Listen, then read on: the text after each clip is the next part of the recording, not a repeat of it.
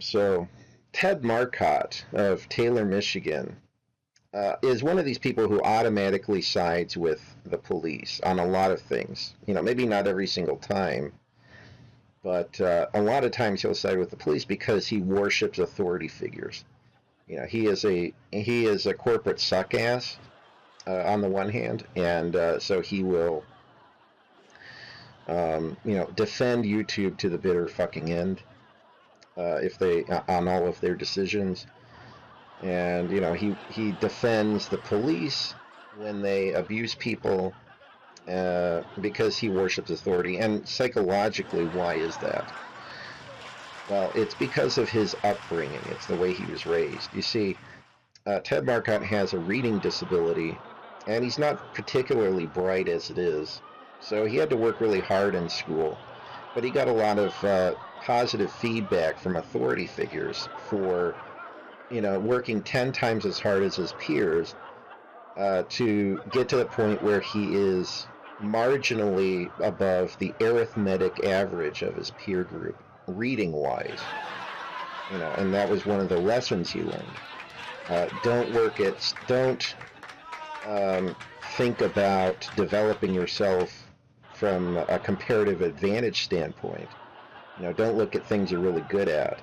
Look at things that you're bad at and then work really, really 10 times harder than everyone else so that you get to be marginally above the arithmetic average. So that has been his life strategy. And that's why he chose music, because he has no natural musical ability. He's a terrible he has no natural ear for music.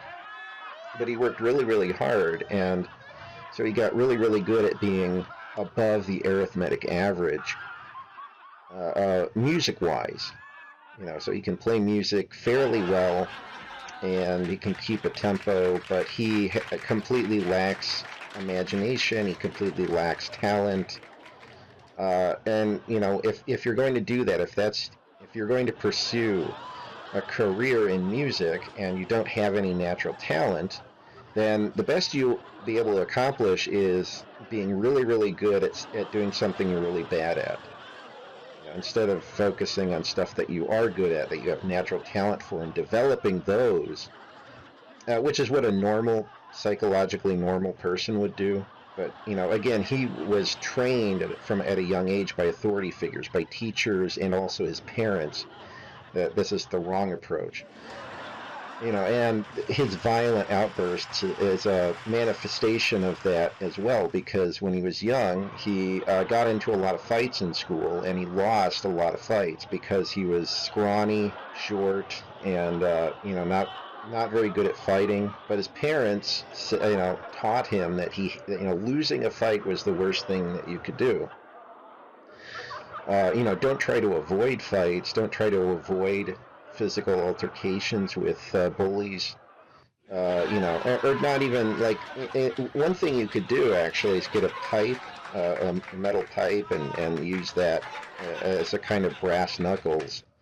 If you're ever in an encounter where you're being beaten up by a group of people, you could try doing that. But rather than doing that, he was taught that that losing a fight was the worst thing that you could do. So he's going to, get into a bunch of fights, and eventually got to the point where he could fight better than the arithmetic average of his peer group.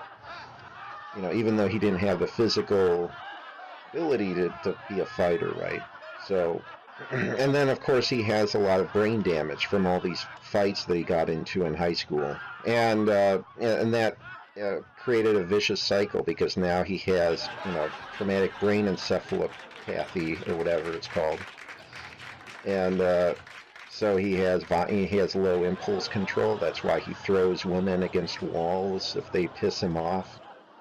So he's a woman beater, a woman abuser, an actual woman abuser. Okay, not just someone who's falsely accused. But he worships authority figures, right? So.